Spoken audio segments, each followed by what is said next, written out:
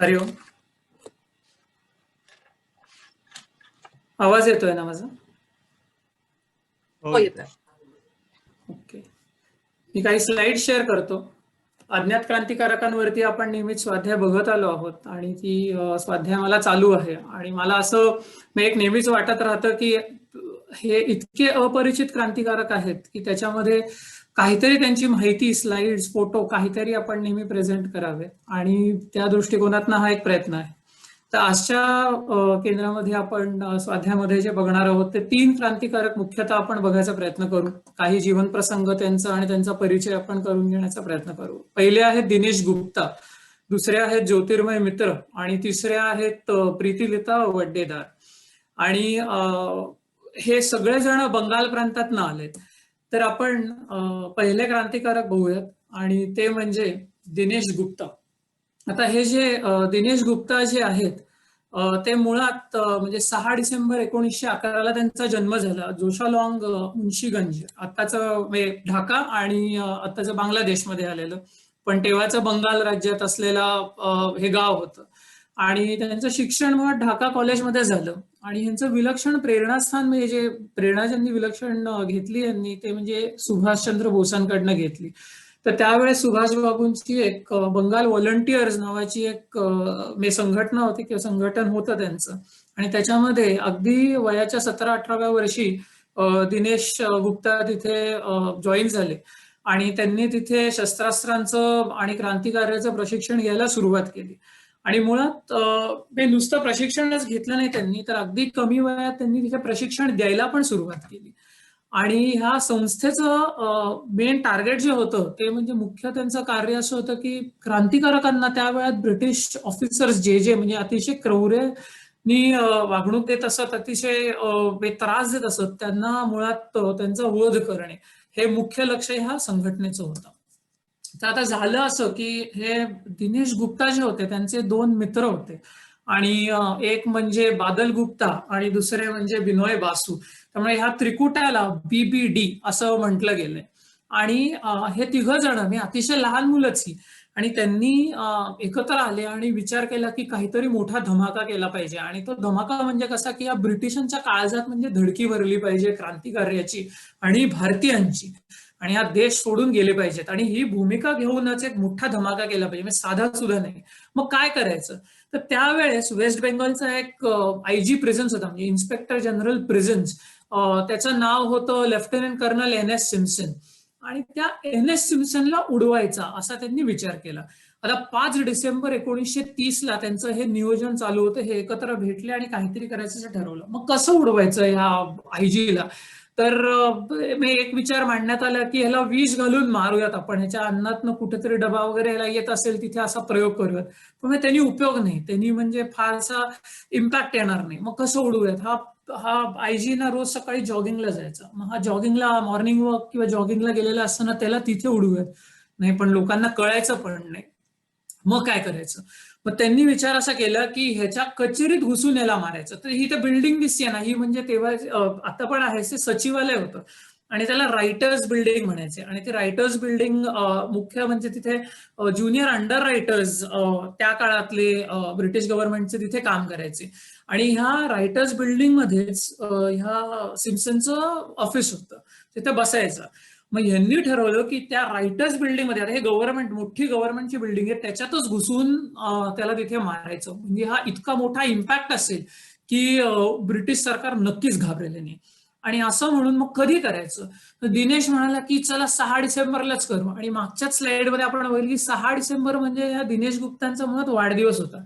ते 5 डिसेंबरला रात्री बसलेत आणि हे इतके म्हणजे एक प्रकारे त्यांना स्फुरण चढलेलं आहे. ते म्हणले की अरे दिनेश, तुझा वाढदिवस आहे ना, बरं मग काय करूयात, घाई करून चालणार नाही, थोडंसं तर नियोजन पाहिजे. आणि असं म्हणून मग 8 डिसेंबरला हा बेत ठरला.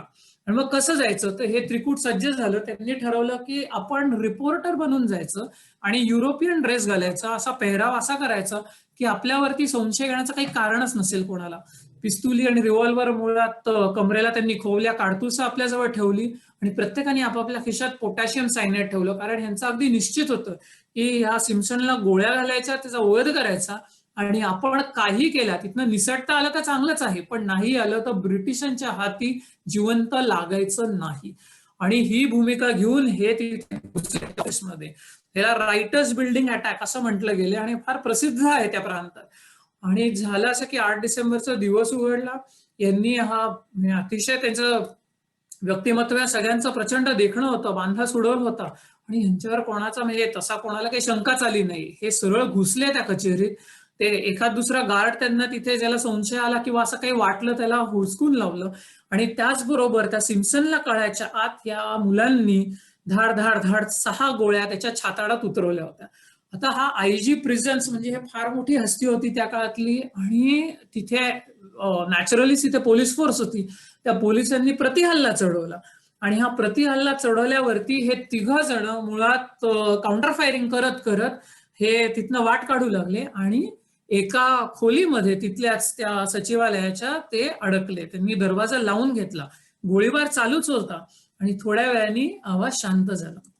आणि जसं पोलिसांनी तो दरवाजा तोडला तसं त्यांनी आत बघितलं तर त्याच्यामध्ये इथे तुम्हाला दिसेल म्हणजे हा त्यांचा पुतळा तिथे उभा करण्यात आलाय. पण जे बादल गुप्ता होते त्या बादल गुप्तांनी त्यांच्या खिशात जे सायनाइड होतं ठेवलेलं ते पोटॅशियम सायनाइड त्यांनी घेतलं आणि त्यांनी आत्मदहन केलं आणि ते वीरगतीला जागीच प्राप्त झाले. वय वर्ष फक्त 18. आणि बिनोय आणि दिनेश यांनी स्वतःच्या कानशिलावरती पिस्तूल ठेवून गोळ्या झाडून घेतल्या होत्या. पण नेमकी असं झालं की त्याच्यामध्ये त्यांना वीरगती प्राप्त त्यावेळेस झाली नाही आणि दोघांनीही मृत्यूशी झुंज दिली. आणि हे जे बिनोय बासू होते ते काही काळ हॉस्पिटलमध्ये मृत्यूशी लढत होते आणि त्याच्यानंतर 13 नोव्हेंबरला त्यांना त्यांचा मृत्यू झाला आणि वीरगती प्राप्त झाली. आणि त्यावेळेस ते वय होतं त्यांचं फक्त 22. आणि त्याच्यानंतर दिनेश गुप्ता मुळात त्यांनी त्यांच्या स्वतःवरती झाडलेल्या गोळीमधनं ते बचावले. ते पूर्णपणे रिकव्हर झाले आणि त्यांना 7 जुलैला मात्र ब्रिटिश सरकारांनी फासावर चढवलं आणि अलिपूर जेलमध्ये फाशी देण्यात आली. वय होतं फक्त 19. आणि बीबीडी बाग म्हणजे पूर्वी त्याला डलहौसी स्क्वेअर असं म्हणायचे, डलहौसी बाग असं त्याला म्हणायचे. तर ते आताच्या ह्यांच्या ह्या बलिदानानंतर बीबीडी बाग म्हणजे पोस्ट ब्रिटिश एरा इंडिपेंडेंट इंडियामध्ये इंडिपेंडेंट बांगलादेशमध्ये हे नाव देण्यात आलं. आणि आपण जर त्यांचं तेज बघितलं आणि ह्या क्रांतीचा परिणाम एकूण बघितला तर अनेक क्रांतिकारकांना त्यांनी तुफान प्रेरणा दिली. कारण ह्या आयजीच्या सचिवालयात घुसून त्याला मारणं म्हणजे काही चेष्टा नव्हती. पण हे दिनेश गुप्ता प्रशिक्षण पण देत होते सुभाषचंद्र बाबूंच्या त्या संघटनेमध्ये आणि ते प्रशिक्षण ज्यांना ज्यांना दिलं होतं अशापैकी अनेक लोकांनी मिळून क्रांतिकारकांवरती हे जे चुकीच्या पद्धतीने जे सगळे अन्याय चालू होते आणि आपल्या देशात घुसून हा जो सगळा प्रकार चालला होता अशा 3 मॅजिस्ट्रेट्सना उडवलं होतं. आणि तो म्हणजे डगलस, बर्ग आणि पेडी अशी नावं होती त्या 3 मॅजिस्ट्रेट्सची. त्यामुळे असा यांचा परिणाम होता. हजार भारतीयांनी तर प्रेरणा घेतलीच. आणि त्याचबरोबर ह्यांना दिनेश गुप्तांना ज्या जजनी फाशीची शिक्षा सुनावली होती त्याचं नाव गर्लिक होतं. ह्या गर्लिकला 27 जुलैला कन्हैयालाल भट्टाचार्यजी ह्या क्रांतिकारकांनी ठार केले. हे दिनेश गुप्ता म्हणजे हे इतके लहान होते, 19 वर्षाचे फक्त फासावर चढलेला. पण तोवर सुद्धा त्यांची एक आगळीच बाजू होती की त्यांनी मुळात त्या काळातला एक प्रसिद्ध रशियन ऑथर होता अँटोन चेकॉव्ह नावाचा. तर त्याचे काही शॉर्ट स्टोरीज तो लिहायचा. तर त्याचा ट्रान्सलेशन अनुवाद त्यांनी बहुधा मातृभाषेत त्यावेळेस त्यांनी केला होता. आणि ज्या थोड्या काळापुरते ते जेलमध्ये होते तेव्हा त्यांनी पत्रव्यवहार आपल्या बहिणीला केला होता आणि त्यांची ही पत्र पण प्रेरणादायी होती आणि त्या पत्रांना आम्ही सुभाष बोलची ह्या नावाने ती प्रसिद्ध झाली आहे. तर असे हे बीबीडी त्रिकूट होतं आणि विलक्षण प्रेरणा देऊन गेलं. इथे खाली एक लिंक आहे छोटीशी, जर कोणी बघितलं नसेल किंवा कोणाला चान्स मिळाला तर नक्की त्यांनी युट्यूबवरती त्यांचा एक छोटासा व्हिडिओचा प्रयत्न केलाय, पण तो जरूर बघावा. तर पहिलं जे क्रांतिकारक दिनेश गुप्ता आणि त्याचबरोबर म्हणजे त्यांचे सवंगडी आपण बघितले. तिकडनं आपण दुसऱ्या क्रांतिकारकांकडे जाऊयात आणि ते म्हणजे हुतात्मा ज्योतिर्मय मित्र. आता नेमकी असं आहे की ह्या ज्योतिर्मय मित्रांबद्दल फारशी माहिती अवेलेबलच नाही. म्हणजे ती फार शोधायचा प्रयत्न केला पण ती काही मिळाली नाही. आणि थोडक्यात यांचा जन्म कुठे झाला माहिती नाही किंवा यांचं शिक्षण यांनी काय घेतलं होतं ते पण माहिती नाही. पण एवढं नक्की माहिती आहे की हे युगांतर पार्टी बरोबर असोसिएटेड होते. त्यांनी युगांतर पार्टीमध्ये ते सामील झाले होते. आणि ही युगांतर पार्टी कोणी सुरू केली होती जर आपण बघितलं म्हणजे हेच त्यांचं प्रेरणास्थान पण होतं. ते म्हणजे बरिंद्र कुमार घोष आणि योगी अरविंद श्री अरविंद घोष. हे दोघं जण भाऊ होते आणि त्यांनी हे युगांतर पार्टी सुरू केली होती. आणि या युगांतर पार्टीचं एक ऑफशूट होतं, म्हणजे अनुशीलन समिती असं म्हटलं गेलंय. आणि ते पुढे मी थोडंसं कव्हर करीन, त्याचा मी अगदी एक रेफरन्स असेल, पण त्याच्यामध्ये पण त्या कार्यात हे सहभागी होते. तर झालं असं होतं की हे जे ज्योतिर्मय होते ते ज्योतिर्मय आणि अनेक त्यांचे सहचारी सवंगडी यांना भूमिगत व्हायला लागलं, कारण क्रांतिकार्यात सहभाग असल्यामुळे पोलीस त्यांच्या मार्गावर होते. आणि भूमिगत झाल्यानंतर ह्या क्रांतिकारकांचे प्रचंड हाल व्हायचे, कारण खायला प्यायला काही मिळायचं नाही, पोलीस सतत पाठलाग करत असायचे, एका जागेवर थांबता यायचं नाही, अनेक ठिकाणी फिरत राहायला लागायचं. आता ह्या सगळ्या हालांमधनं चाललेल्या असताना क्रांतिकार्य पुढे न्यायचं, तर पुढे न्यायचंय स्वतःला खायला प्यायला तरी काहीतरी पाहिजे. अशा परिस्थितीत काय करायचं म्हणून ह्यांनी एक बेत आखला होता, तो म्हणजे त्यावेळेस जे टपाल खातं होतं ब्रिटिशांच्या खाली, त्या टपाल खात्यामध्ये अनेक म्हणजे जमलेला पैसा ते टपाल कर्मचारी एका ठिकाणून दुसऱ्या ठिकाणी हलवत असायचे. आणि तो जेव्हा पैसा डिपॉझिट करायला जायचा तेव्हा ह्या टपाल कर्मचाऱ्यांवरती हा हल्ला चढवायचा आणि तो पैसा लुटायचा, असा तो बेत आखला होता. आणि तो बेत त्यांनी यशस्वीपणे निभावला सुद्धा. आणि त्यांचे अनेक सहकारी जे होते त्याच्यामधले ते निसटले. पण नेमकी झालं असं की जो प्रतिहल्ला झाला त्यावेळेस, त्या प्रतिहल्ल्यामध्ये कुठलं तरी धारधार शस्त्र याचा वार जबरदस्तपणे ज्योतिर्मय मित्र यांच्या शरीरावरती आघात झाला तो. आणि त्याच्यामध्ये प्रचंड रक्तस्राव झाला आणि त्या रक्तस्रावामध्ये त्यांचा देहांत झाला, त्यांना वीरगती प्राप्त झाली. ही झटापट झाली मुळात मदारीपूर आणि म्हणजे ढाका आणि आताचा बांगलादेश 17 मे 1932 साली ही झाली. आणि त्या दिवशीच यांना वीरगती प्राप्त झाली. असे होते ज्योतिर्मय मित्र. आता तिसरं जे व्यक्तिमत्व आपण बघणार आहोत ते म्हणजे वीरकन्या प्रीतिलता वड्डेदार. आणि प्रीतिलता म्हणजे हे पण एक आउटस्टँडिंग व्यक्तिमत्व आहे, अमेझिंग व्यक्तिमत्व आहे. आता ह्यांचा प्रीतिलतांचा जन्म मुळात 5 मे 1911 झाला. तोही घालघाट म्हणजे आताचा बांगलादेश चित्तगॉंग इथे त्यांचा जन्म झाला. आता ह्यांचं जर आयुष्य आपण बघितलं तर शालेय शिक्षण त्यांचं किंवा कॉलेज किंवा पुढे त्यांनी हायर एज्युकेशन घेतलं, ह्या विलक्षण हुशार होत्या. म्हणजे शाळेत कायम ती पहिली यायची, त्याच्यानंतर कॉलेजमध्ये अख्ख्या ढाकामध्ये पहिल्या आल्या होत्या. पुढे त्यांनी ग्रॅज्युएशन केलं, ग्रॅज्युएशन पर्यंतच त्या थांबल्या नाही त्या काळात सुद्धा, त्या पुढे पोस्ट ग्रॅज्युएशन करायला गेल्या आणि त्यांनी philosophy M A in philosophy केलं. आणि कॉलेजच्या काळात म्हणजे ह्या विलक्षण क्रांतिकार्याची प्रेरणा त्यांच्या मनात उपजतच होती. मोठं कुटुंब होतं, 6 म्हणजे 5 बहिणी आणि 1 भाऊ, आणि त्यातल्या ह्या सगळ्यात लहान होत्या. आणि तिथे एम ए फिलॉसॉफी झाल्यानंतर सुद्धा त्यांना सरकारने त्यांना ती डिग्री दिली नाही, मुळात ती डिग्री थांबवून घेतली, कारण ह्यांच्या ह्या अशा ऍक्टिव्हिटीज चालू होत्या. पण पुढे त्या थांबल्या नाही, त्या परत आपल्या गावी आल्या आणि तिथे त्यांनी प्रिन्सिपलची नोकरी घेतली. आणि नंदनकरण अपर्णाचरण इंग्लिश स्कूल इथे त्या प्रिन्सिपल म्हणून कार्यरत होत्या. आणि कॉलेजमध्ये असताना मुळात त्यांनी दीपाली संघ आणि आयारे अशा 2 संघटना होत्या. ह्या आयारेचाच एक भाग दीपाली संघ होता, मी थोडंसं सांगेन पुढे आपण त्यांच्या कार्यात बघूयात, पण त्याला त्या असोसिएटेड होत्या आणि लहानपणापासूनच ह्या प्रचंड कार्यरत होत्या. आणि पुढे फार मोठं कार्य ह्यांच्या हातून घडलं, ते पण आपण बघूयात. पण यांची प्रेरणा मुळात त्यांनी कुठनं घेतली होती, लहान म्हणजे शाळेत असताना म्हणजे त्यांच्या एक सहचार्य त्यांचं कल्पना दत्ता म्हणून होत्या त्या, आणि त्यांचं पण कार्य फार मोठं आहे आणि सहभाग खूप मोठा आहे. पण त्यांनी त्यांच्या बायोग्राफीमध्ये लिहून ठेवलं की शाळेत हे दोघी असताना मुळात ना त्यांना ब्रिटिशांना तर घालवायचे, पण प्रेरणा घ्यायची ती कुठनं घ्यायची हे त्यांना लक्षात येत नव्हतं. आणि तेव्हा त्यांच्या एक टीचर होत्या, त्यांनी त्यांना राणी लक्ष्मीबाई म्हणजे झाशीच्या राणीच्या कथा सांगायला सुरुवात केली. आणि त्यांच्यापासून ह्या त्यांच्या त्या शाळकरी जीवनात त्या प्रचंड प्रेरित झाल्या आणि त्यांना एक दिशा मिळायला लागली. पुढे जशा त्या कॉलेजमध्ये होत्या आणि थोड्या मोठ्या झाल्या होत्या तसा त्यांचा संपर्क आला सूर्यसेन म्हणजे मास्टरदा यांचं पण. होपफुली आपण पुढच्या स्वाध्यायांमध्ये कोणाकडनं तरी यांचं कार्य ऐकू. हे पण विलक्षण असं व्यक्तिमत्व आहे.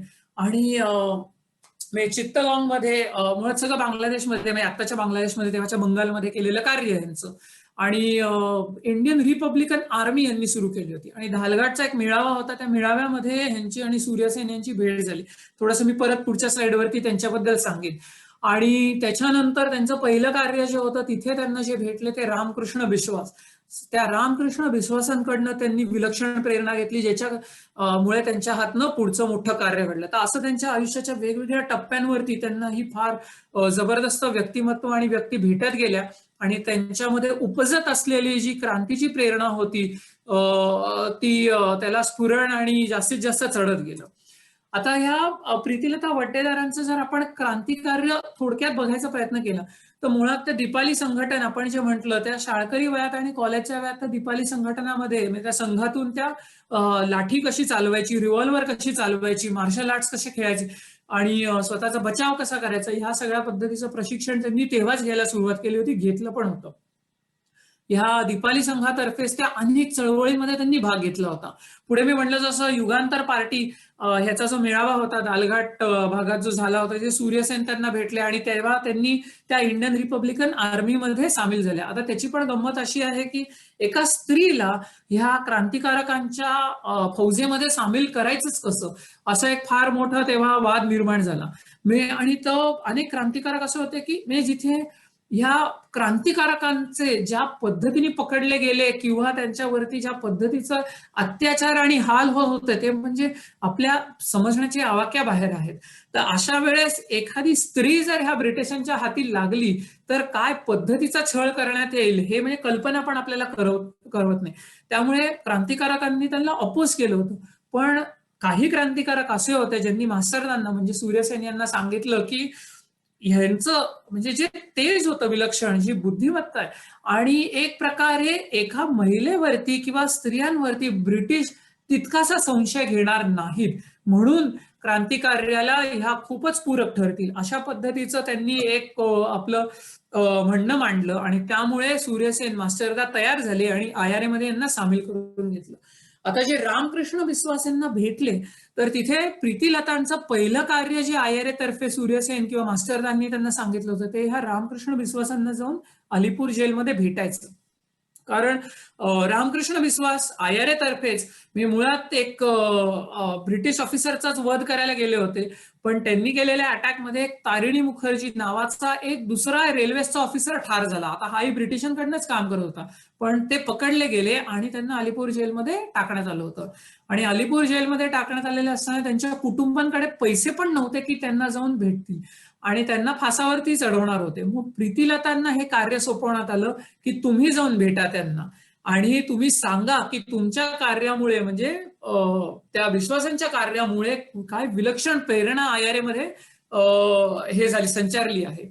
आणि प्रीतिलता कशाकशा म्हणजे बहीण आहे म्हणून त्या भेटायला गेल्या, तिथे भेटल्या आणि रामकृष्ण बिस्वासांना भेटल्यानंतर त्या विलक्षण इन्स्पायर झाल्या आणि ते इन्स्पिरेशन घेऊन त्या परत आल्या आणि परत आल्यावर चित्तगावचा मोठा उठाव हा मास्टरदांनी म्हणजे सूर्यसेनांनी घडवून आणला होता. त्याच्यामध्ये प्रीतिलतांचा फार मोठा सहभाग होता कारण त्या स्ट्रॅटेजिस्ट होत्या, one of the strategist, planning आणि प्लॅनर होत्या आणि त्यांनी शस्त्रसाठाचा पुरवठा हा गुप्तपणे अनेक क्रांतिकारकांपर्यंत हा पोहोचवला होता. आणि पुढे ही रामकृष्ण विश्वासांपासून प्रेरणा घेऊन त्यांनी पहाटली युरोपियन क्लब वरती जो मास्टरदांनी अटॅक प्लॅन केला त्याच्यामध्ये ह्या सहभागी झाल्या आणि नुसत्या सहभागी नाही झाल्या तर त्याचं नेतृत्व त्यांच्याकडे आलं. तर ते कसं आलं तर हा अटॅक आता हा युरोपियन क्लब जो पहाटलीला होता तो मुळात निवडला गेला मास्टरदांकडून की ह्याच्यावरती म्हणजे ह्याला आग लावायची आणि त्याच्यामध्ये असतील नसतील त्या लोकांवरती गोळीबार करायचा. कारण एक धडकी ही परत बसवली पाहिजे आणि त्याचं एक मुख्य कारण होतं की dogs and Indians are not allowed अशा पद्धतीची पार्टी ह्या पहाटली क्लबवरती त्यांनी बसवून ठेवली होती ब्रिटिशांनी. हा क्लबचं चित्र आहे आणि अशा पद्धतीची ती पार्टी आपण इथे बघतोय ती तिथे बसवली होती. आणि मग तो डाव त्याचं नियोजन करण्यात आलं, बेत आखण्यात आला आणि तो बेत असा होता की मुक्याची वेळ बघायची, रात्रीची वेळ साधायची आणि त्यावेळेस अटॅक करायचा. आणि त्याचं नेतृत्वासाठी सूर्यसेन यांनी इथे खाली नाव दिसेल तुम्हाला कल्पना दत्ता म्हणून क्रांतिकारी होती आणि तिला त्यांनी निवडलं होतं आणि तिच्याबरोबर प्रीतिलता वड्डेदार यांची निवड करण्यात आली होती. आता झालं असं की कल्पना दत्ता काही दिवसांपूर्वी एक आठवड्याभरापूर्वीच टेहाळणी करत होत्या या जागेची आणि ती टेहाळणी करता करता त्या पकडल्या गेल्या आणि त्यामुळे त्यांना भूमिगत लगेचच व्हायला लागलं. म्हणजे ते सोडण्यात आलं त्यांना कारण त्यांच्याकडे तसं काही सापडलं नाही पण त्यांना भूमिगत व्हायला लागलं. त्यामुळे नॅचरली प्रीतिलता वड्डेदार यांच्याकडे ते नेतृत्व आलं आणि प्रीतिलता अगदी जोमाने पुढे सरसवल्या आणि त्यांच्याकडे मग 12-15 क्रांतिकारकांचा एक टीम अशी देण्यात आली आणि तो बेत रचला. ह्या क्लबवरती एकदा पूर्वी पण अटॅक करण्याचा प्लॅन केला गेला होता, पण तेव्हा नेमकी गुड फ्रायडे निघाला, त्यामुळे तो डाव फसला होता. आता क्रांतिकारकांनी बरोबर वेळ आणि दिवस निवडला होता. 41 युरोपियन अधिकारी आणि त्यांच्या बायका वगैरे त्या क्लबमध्ये त्यावेळेस रात्री होत्या. 12 ते 15 क्रांतिकारी, याचा एक्झॅक्ट आकडा माहिती नाहीये. त्यांचे 3 गट करण्यात आले आणि ते गट 3 बाजूनी त्याच्यावरती हल्ला चढवणार असा तो बेट होता. आणि त्याच्यामध्ये प्रीतिलतांनी एका पंजाबी सरदार मुलाचा असा वेश घेतला होता, पोशाख घातला होता. इतर काही क्रांतिकारी होते लुंगी आणि शर्ट अशा पद्धतीने होते. सगळ्यांकडे रिव्हॉल्वर होत्या. प्रीतिलतांच्या खिशात आणि सगळ्यांकडेच खिशामध्ये पोटॅशियम सायनाइड होतं, जिवंत सापडायचं नाही. आणि त्याचबरोबर त्यांच्या दुसऱ्या खिशात शर्टाच्या त्यांनी रामकृष्ण विश्वास यांचा फोटो आपल्याजवळ ठेवला होता.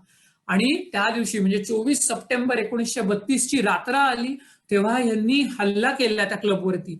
आता अर्थातच त्या क्लबमध्ये अनेक ऑफिसर्स होते, त्यांच्याकडे कितीतरी जास्त म्हणजे ट्रेनिंग आणि अम्युनिशन होतं आणि काउंटर फायरिंग त्यांनी सुरू केलं.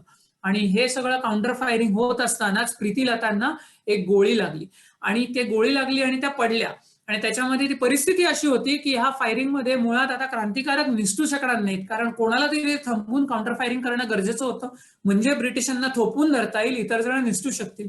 आणि हाच इशारा प्रीतिलता यांनी आपल्या इतर सहकाऱ्यांना दिला. ते तिथनं निसटले आणि प्रीतिलतांनी विष घेतलं, पोटॅशियम सायनाइड घाललं आणि 21 वर्षांची ही वीर कन्या त्या दिवशी आपल्या मातेच्या कुशीत कायमची झोपी गेली. हे जो फोटो बघतोय ती जागा आहे जिथे प्रीतिलतांचा देह पडला आणि त्यांच्या स्मृतीमध्ये तिथे एक आता ब्रॉन्झचा स्टॅच्यू उभा करण्यात आलेला आहे. आणि ही वीरकन्या प्रीतिलता यांनी विलक्षण प्रेरणा दिलीच. म्हणजे असामान्य राष्ट्रप्रेम, त्यांची हुशारी, त्यांचं नेतृत्व, त्यांचं शौर्य हे तर होतच, पण बंगालच्या पहिल्या सशस्त्र महिला क्रांतिकारी ज्या शहीद झाल्या आणि अशा पद्धतीच्या ज्या महिला क्रांतिकारी होत्या त्या ह्या प्रीतिलता होत्या. आणि त्यांना आयर्न लेडी ऑफ बंगाल असं म्हणण्यात येतं. आणि त्याच्यामध्ये म्हणजे त्यांच्या हुतात्म्यांनी तर बंगाल तर पेटून उठलं आणि पुढे यांच्या स्मृतिप्रित्यर्थ म्हणजे अनेक शाळा, संस्थानं, कॉलेजेस, हॉस्टेल्स मुलींसाठी हे सुरू करण्यात आलं आणि महिलांना तर विलक्षण प्रेरणा प्रीतिलतांकडून मिळाली. हा शेवटच्या वीरकन्या म्हणजे शेवटचे क्रांतिकारक आपले आज बघणार होतो ते ह्या प्रीतिलता होत्या. आणि ते म्हणून ते बघून मी इथे माझा स्वाध्याय संपवतो. वंदे मातरम, हरिओम तत्सत.